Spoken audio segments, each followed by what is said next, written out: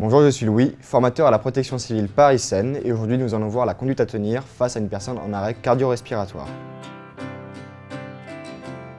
Face à une victime au sol, je vais devoir vérifier son état de conscience. Pour ce faire, je vais venir mettre mes mains dans ses mains et lui poser une question et un ordre. Madame, vous m'entendez? Si vous m'entendez, serrez-moi la main. Ouvrez les yeux. Une fois que c'est fait, je vais devoir vérifier la respiration.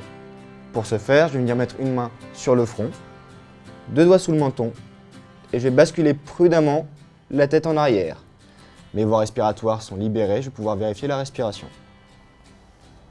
1, 2, 3, 4, 5, 6, 7, 8, 9, 10. Au bout de 10 secondes, ma victime ne respire pas. Je vais devoir appeler les secours et commencer un massage cardiaque. Ce qu'il faut retenir, c'est qu'un massage cardiaque ne s'arrête jamais.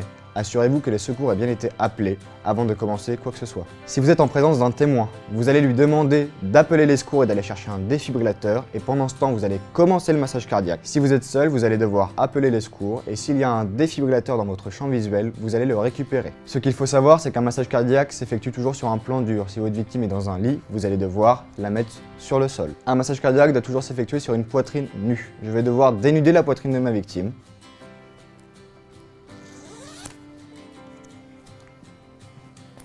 Et je vais devoir mettre le talon de ma main au centre de la poitrine, sur la ligne médiane et sur la moitié inférieure du sternum. Je vais placer maintenant ma deuxième main par-dessus la première, mes doigts entrecroisés pour éviter de casser des côtes. Un massage cardiaque doit toujours se faire bras tendus et coudes verrouillés. Je vais devoir effectuer des compressions thoraciques d'une profondeur de 5 à 6 cm, à savoir que le temps de compression doit être égal au temps de relâchement, et je vais devoir effectuer ces compressions 30 fois, à un rythme de 100 à 120 compressions par minute. Je vais devoir me placer au-dessus de ma victime pour avoir une pression verticale sur le cœur. Et j'effectue 30 compressions. 1, 2, 3, 4, 5, 6, 7, 8, 9, 10, 11, 12, 13, 15, 16,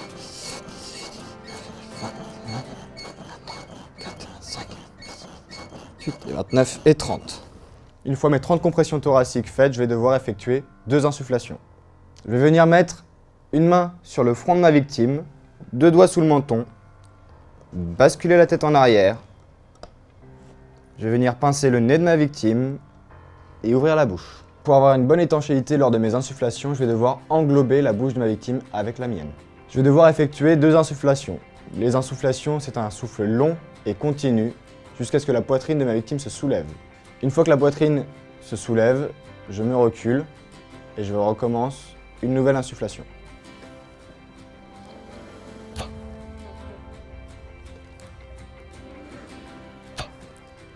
Une fois mes 2 insufflations effectuées, je vais pouvoir recommencer mes 30 compressions thoraciques. En gros, le massage cardiaque, c'est 30 compressions, 2 insufflations, 30 compressions, 2 insufflations, etc. jusqu'à l'arrivée des secours. On n'arrête jamais un massage cardiaque. Ce qu'il faut retenir face à une personne au sol, c'est vérifier son état de conscience, sa respiration. Si elle ne respire pas, c'est qu'elle est en arrêt cardio-respiratoire.